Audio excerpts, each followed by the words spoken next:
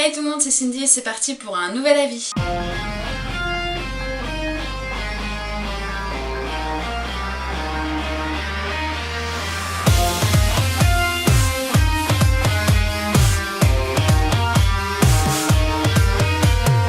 Ça fait un moment qu'on ne s'est pas vu pour la simple et bonne raison, c'est que je trouvais aucun film intéressant et qui vaut le coup que je fasse une vidéo dessus. Je trouve que de plus en plus dans le cinéma, quand on regarde un film, il est trop prévisible, on n'a pas cette surprise et je veux des films qui changent un petit peu et qui me plaisent réellement, qui me tiennent à cœur.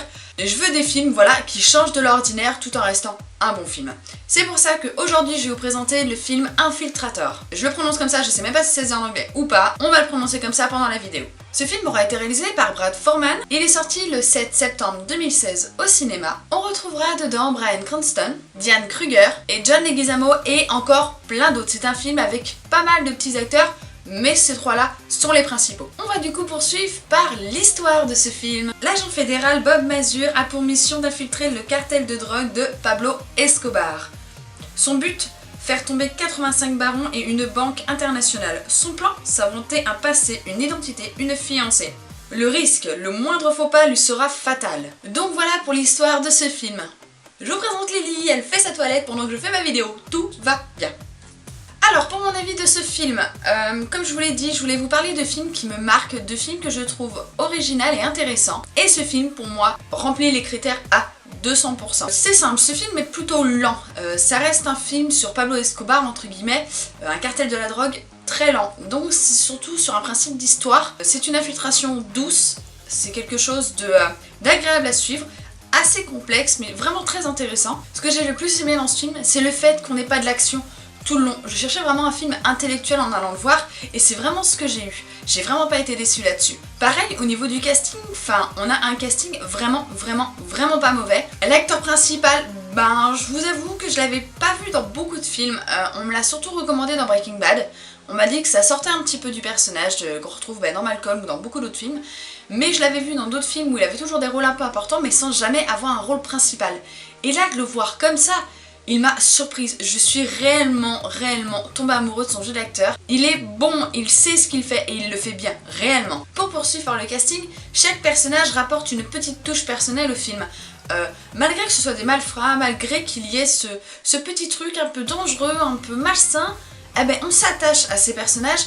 Et je trouve ça beau en fait d'approfondir l'histoire de chacun d'entre eux. C'est pas comme si on vous balançait des noms, comme dans Batman vs Superman, on vous balance un truc où vous n'avez pas le temps de vous attacher. Mais là, dans celui-là, vu que c'est un film un peu plus intellectuel, on apprend à découvrir, à connaître et on voit l'évolution de chacun des personnages et son importance du coup dans ce cartel. Hormis ça, le scénario est vraiment bon. On a une histoire avec un début, un milieu et une fin.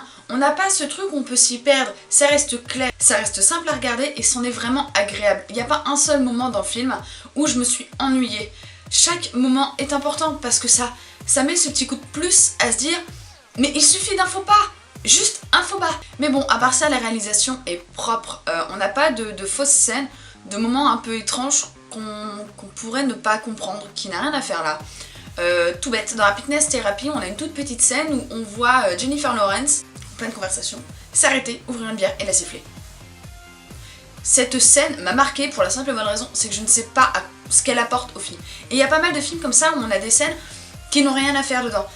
Mais dans ce film-là, tout est important en fait. Ce qui fait que aucune scène n'a rien à faire là. Elles ont toutes quelque chose à apporter au film. À part ça, si j'ai des points négatifs à donner, je vous avoue, ça fait déjà 1 semaine et demie que j'ai vu le film. J'aime bien prendre le temps d'y réfléchir pour vous donner un avis à froid et non à chaud, parce qu'à chaud on a toujours un côté un peu moins réfléchi et plus spontané. Mais en point négatif, j'ai beau réfléchir, non, j'en ai pas. Même la fin, elle est surprenante. On s'attend à ça, mais on a toujours ce petit truc qui peut-être que... Et en fait, on se rend compte que pas du tout. C'est vraiment un film surprenant, intéressant. Il donne ce petit recul que certains films n'ont pas. On voit vraiment un film original, tout en étant quelque chose de simple et efficace. Donc voilà mon avis sur le film Infiltrator. Il m'a beaucoup plu. Ça fait partie des films que je pense réellement acheter en DVD parce que je compte le revoir. Il m'a énormément plu. Sur ce, je vous retrouve très prochainement pour une nouvelle vidéo. Je vous le dis tout de suite, ce sera sur le film Avant toi. J'ai fait cette vidéo avant le film Avant toi parce qu'il est sorti récemment au cinéma et que je voulais vous le faire découvrir plus vite. Mais voilà, sur ce, je vous fais à tous 1000 bisous. Si cette vidéo vous a plu, n'hésitez pas à mettre un pouce bleu, ça fait toujours plaisir. Tu peux également t'abonner à mes réseaux sociaux. Depuis peu, je vous avoue que je suis moins active, que ce soit sur ma chaîne ou sur mes réseaux sociaux. C'est parce que voilà, je n'ai pas spécialement le temps, j'ai d'autres projets, j'ai des séries télé à suivre pour pouvoir vous faire des avis dessus, j'ai pas mal de films à regarder, donc je suis un peu moins présente. Mais s'il y a des questions, si vous avez quoi que ce soit, n'hésitez pas à me contacter, je répondrai. Sur ce, je vous laisse la bande-annonce dans le cadre juste ici, je vous fais à tous 1000 bisous et à une prochaine vidéo.